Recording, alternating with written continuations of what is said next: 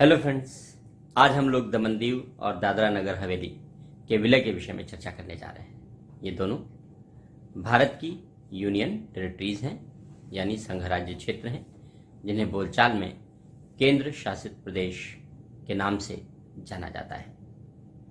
नवंबर 2019 में संसद ने एक विधेयक पेश किया। पारित करने के बाद राष्ट्रपति ने 9 दिसंबर 2019 को इस पर अपने हस्ताक्षर कर दिए और यह कानून बन गया। इस कानून का नाम बना दमन and Diu and Dadra and Nagar Haveli merger of union territories act 2019। और इस अधिनियम के माध्यम से दोनों यूनियन टेरिटरीज का परस्पर विलय कर दिया गया। यह अधिनियम 26 जनवरी 2020 से प्रभावी हो गया, यानी लागू हो गया। संसद को यह अधिकार है कि वह राज्य और संघ राज्य क्षेत्र की सीमाओं में, सीमा क्षेत्रों में कोई भी परिवर्तन कर सकती है। अनुच्छेद 3 के अंतर्गत संसद को यह शक्ति दी गई है और संसद ने इसी शक्ति का प्रयोग करते हुए दोनों यूनियन टेरिटरीज का विलय किया है। संसद के द्वारा ऐसा कोई भी विधेयक सदैव साधारण बहुमत से पारित किया जाता है और साधारण बहुमत से पारित होने का आशय है कि संसद के दोनों सदन अलग अलग पारित करते हैं और उन सदनों में जितने उपस्थित हैं और जितने मतदान में हिस्सा ले रहे हैं उनके आधे से एक सदस्यों के द्वारा पारित किया जाता है। और जब संसद इस प्रकार साधारण बहुमत से कोई कार्य करती है, इससे संविधान में यद्यपि परिवर्तन आता है, लेकिन इसे संविधान संशोधन नहीं कहा जाता। जैसे दोनों यूनियन टेरिटरीज के विलय करने से अनुसूची 1 में परिवर्तन आया है। अनुसूची 1 में सारे राज्यों के और संघ राज्य क्षेत्रों के नाम लिखे गए हैं। पहले वहां पर 9 यूनियन टेरिटरीज वर्णित थी। जम्मू कश्मीर और लद्दाख बनने के बाद यूनियन टेरिटरीज की संख्या 9 हो गई थी, लेकिन अब इस विलय के बाद यूनियन टेरिटरीज की संख्या घटकर 8 हो गई है। हालांकि ये अंतिम उठापटक नहीं है, भविष्य में और भी संभावनाएं बनी हुई हैं। यूनियन टेरिटरीज का विलय क्यों किया गया है, हम लोग इस विलय पर चर्चा करते हैं और कुछ तथ्यों की ओर भी चर्चा करेंगे, जहां से प्री में प्रश्न संभावित हैं, बन सकते हैं।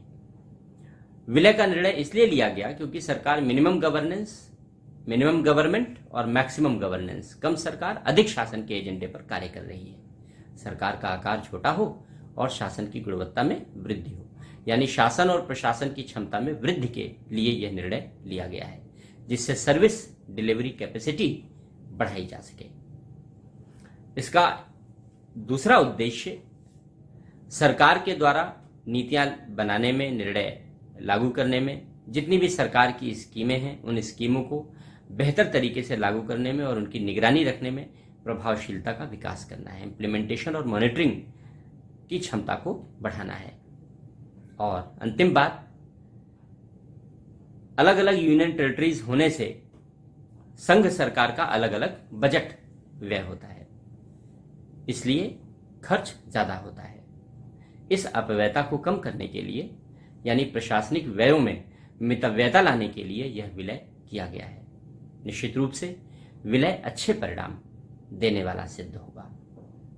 ये दोनों यूनियन टेरिटरीज भारत के पश्चिमी तट पर स्थित हैं, गुजरात की तटीय सीमा पर स्थित हैं, इसलिए भारत के लिए सामरिक महत्व भी रखती हैं।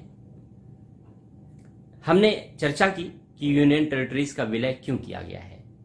अब हम लोग इन यूनियन टेरिटरीज के कुछ ऐतिहासिक पहलुओं पर भी चर्चा कर लेते हैं, जहां से प्रश्न बनने की संभावना है।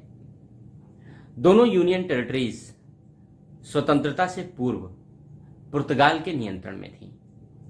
सबसे पहले दादरा नागर हवेली का विलय किया गया 1954 में, जब अंतर्राष्ट्रीय न्यायालय ने भारत के पक्ष में निर्णय दिया, तब इसे पुर्तगाल से ले लिया गया और भारत में विलय कर लिया गया। 1954 से लेकर 61 तक दादरा नागर हवेली के ही लोगों के द्वारा चुने गए प्रशासक के माध्यम से यहां का शासन चलता रहा। 1961 से इसे यूनियन टेरिटरी बना दिया गया, तब से यह यूनियन टेरिटरी बना हुआ है। गोवा और दमन दीव दोनों पुर्तगाल के नियंत्रण में थे। 1961 में पुलिस कार्यवाही के माध्यम से इसका भारत में विलय किया गया।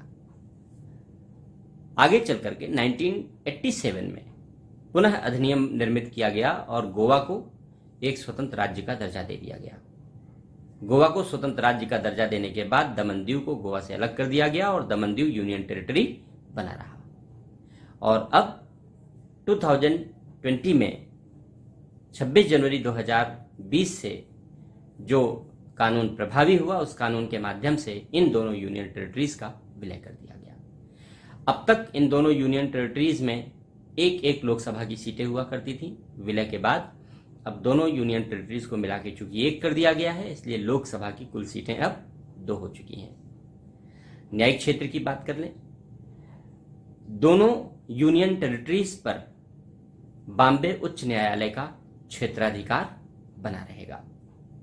ये महत्वपूर्ण बातें थीं जहां से प्रश्न बनने की संभावना उत्पन्न हो सकती है। तो इस वीडियो में इतनी ही चर्चा। इस वीडियो को लाइक भी कीजिएगा, शेयर भी कीजिएगा, सब्सक्राइब भी कीजिएगा, जिससे कि आपको नोटिफिकेशन मिलता रहे, जानकारियां मिलती रहे। शेष चर्चा हम लोग नए वीडियो में करेंगे। Thank you very much.